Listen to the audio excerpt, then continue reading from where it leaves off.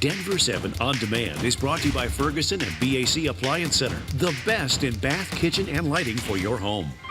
I'm Brian Sanders. And I'm Molly Hendrickson with an update from Denver 7. Right now, we're under a first alert action day as you can expect soggy weather here in the metro for the next couple of days. Let's get right to meteorologist Lisa Hidalgo with your first alert forecast. Yeah, we told you it could happen. We can get snow here in May, and that's what we're going to see. In fact, there is going to be a slight chance here across the plains late tonight into early tomorrow morning. This is a pretty strong spring storm, and it's going to bring some heavy snow to the mountains.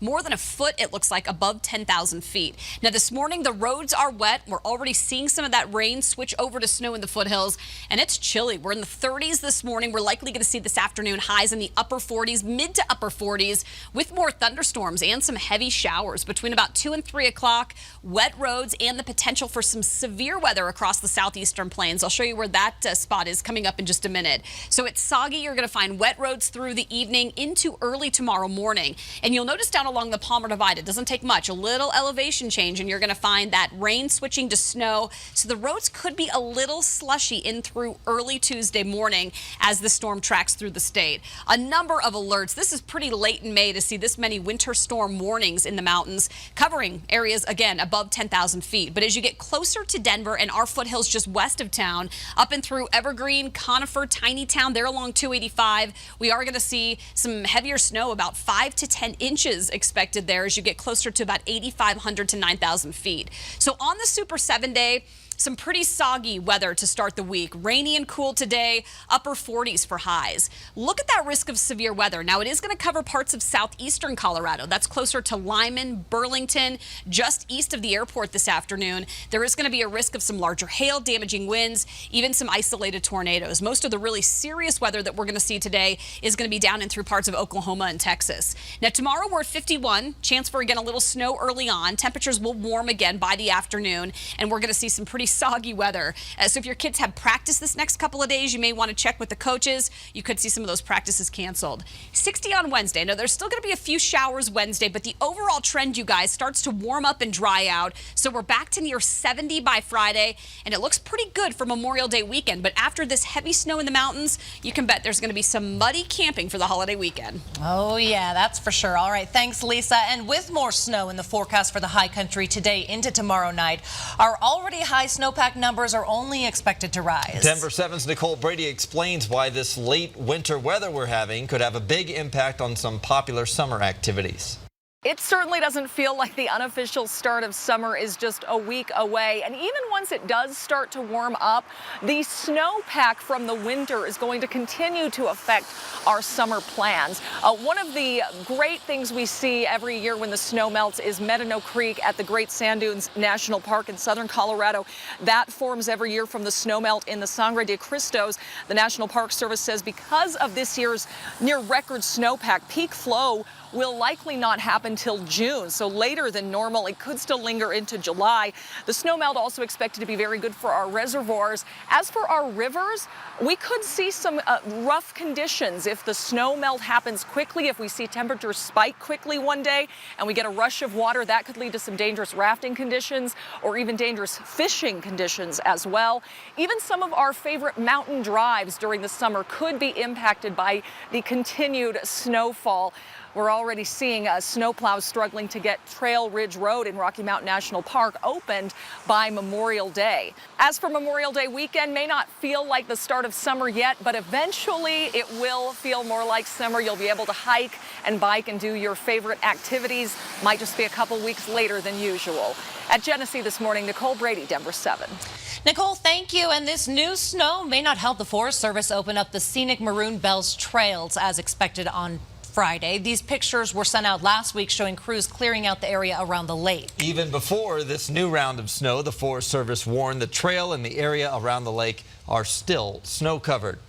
Independence Pass, which brings you to Aspen and the Maroon Bells area, typically opens this weekend, but CDOT does not expect that to happen. Yeah, the Independence Pass Foundation shared this picture last week. That is the snow all the way up to the roof of the bathrooms at the summit. CDOT says on top of clearing all the snow, they also have some avalanche mitigation work to do. Today, seniors at STEM School Highlands Ranch will graduate missing one big part of their class. Today would have been the day 18-year-old Kendrick Castillo accepted his diploma.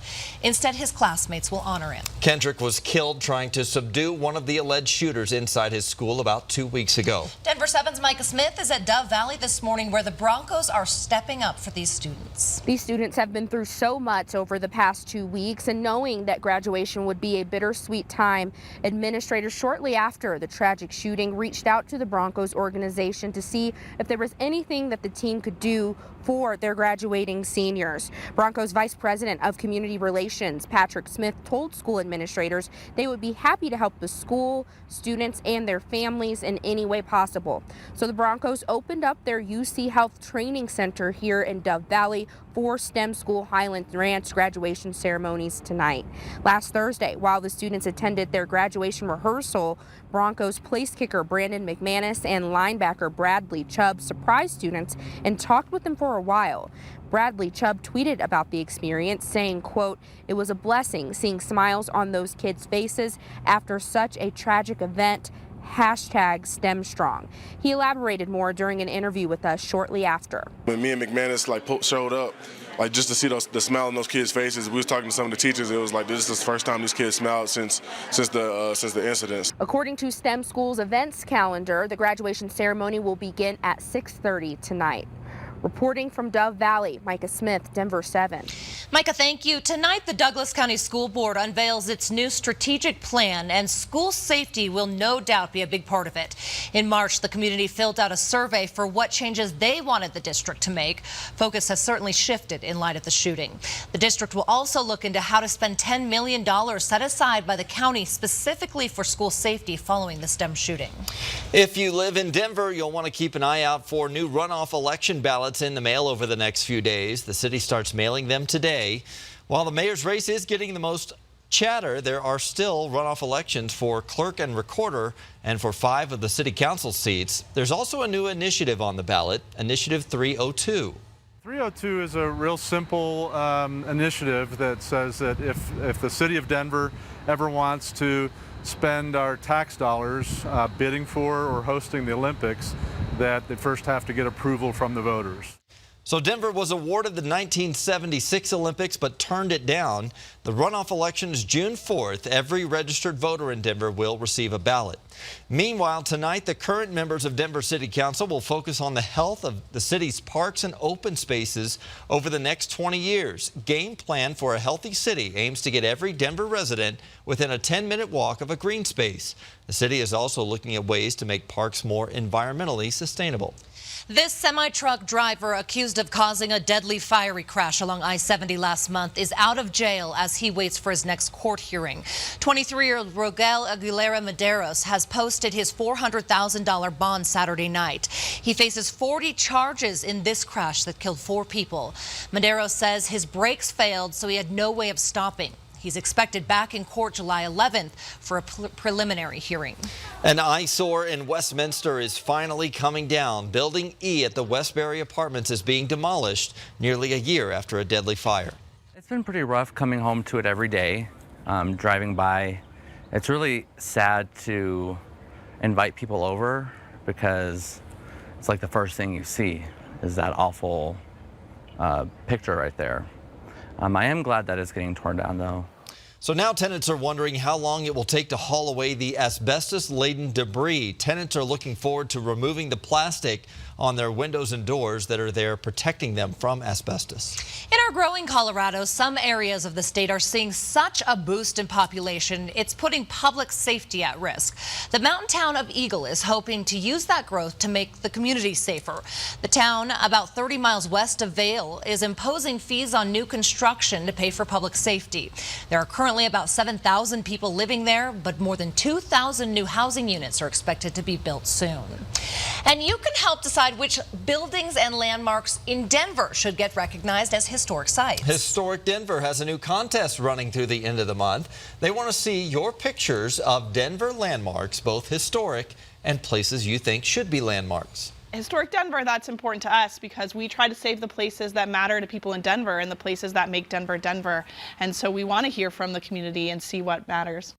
So you can learn more about the photo contest on Historic Denver's website. That contest ends May 31st. A billionaire from Denver is making one college graduating class's dreams come true. This is incredible. Robert F. Smith announced during his commencement speech at Morehouse College in Atlanta over the weekend that he and his family will pay off student loans for all 400 graduating seniors. This is my class, 2019, and my family is making a grant to eliminate their student loans. I asked the person to the left of me, I asked the person to the right of me, the person in front of me, the person in back of me, is this really what he said?